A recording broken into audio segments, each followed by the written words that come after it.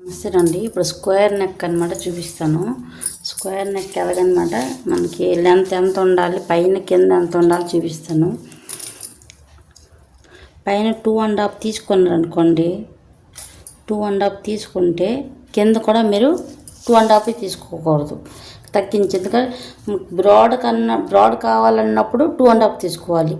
లేదు మాకు బ్రాడ్ మన షేప్ ఎలా ఉండాలి అలాగే, అంటే బ్యాక్స్ రౌండ్ అయినా స్క్వేర్ నెక్ షేప్ ఎలా ఉండాలి అలాగే నార్మల్గా ఉండాలంటే నార్మల్గా ఉండడానికి ఇక నేను 10 ఇంచెస్ తీసుకున్నానండి.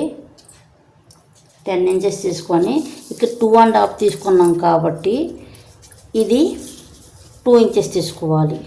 అప్పుడు మీకు బ్రాడ్ అనమాట, నెక్ బ్రాడ్ అవ్వదు. 2.5 తీసుకుంటే మీకు సేమ్ అయిపోద్ది కాబట్టి అది బ్రాడ్గా కనిపించి వేరే లుక్ ఇస్తుంది అనమాట. ఇప్పటికి ఈ లైన్కి కొంచెం క్రాస్ ఉంటుంది అనమాట.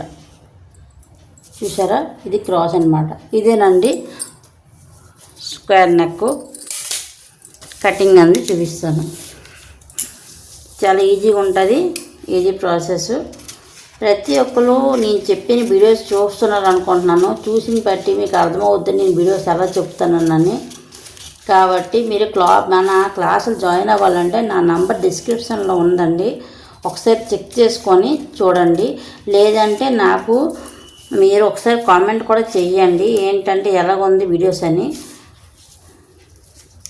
నేను చెప్పిన పద్ధతి ఎలాగుంది, మీకు నచ్చిందో లేదో ఒకసారి కామెంట్ చేయండి. ఓకేనండి. ఇదేనండి స్క్వేర్ నెక్ అనమాట.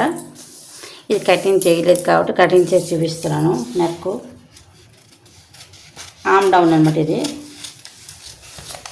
బాగా మీకు అర్థమవుతుంది. చూసారు కదండి, ఇదేనండి స్క్వేర్ నెక్. స్క్వేర్ నెక్కి ఎక్కువ మనము పట్టు శారీస్లో ఉంటాయి కదా, పట్టు అంచు అవి పెట్టుకోవచ్చు, మగ్గమలు చేసుకోవచ్చు. కొంతమంది చాలామంది ఎక్కువ లేస్ కూడా పెట్టుకుంటుంటారు, లేసు పెట్టుకోవచ్చు. ఇలాంటి పెట్టుకొని చేసుకోవచ్చు అండి. ఇదే అండి నాకు square neck cutting. Thank you అండి. నా ఛానల్ లైక్ చేయండి, షేర్ చేయండి, సబ్స్క్రైబ్ చేయడం మాత్రం మర్చిపోకండి. Thank you.